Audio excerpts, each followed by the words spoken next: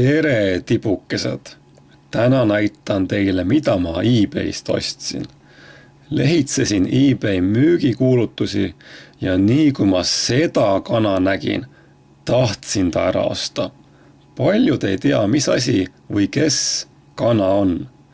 YouTuberite keeles on kana chicken. Nüüd said ehk ka 3. klassi õpilased aru. Millest jutt käib?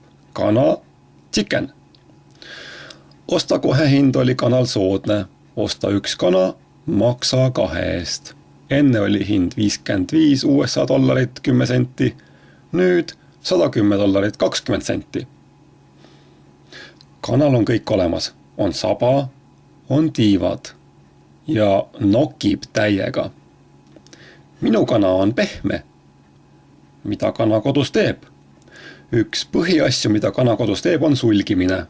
Ja siis veel siblimine. Ja nokkimine. See ka veel. Jah, muuseas, sibliad kanad pidid olema kõige paremad munejad. Seda saame näha. Kui sulle see video meeldis, siis vajuta meeldib. YouTuberite keeles like. Ja veel parem telli YouTuberite keeles subscribe.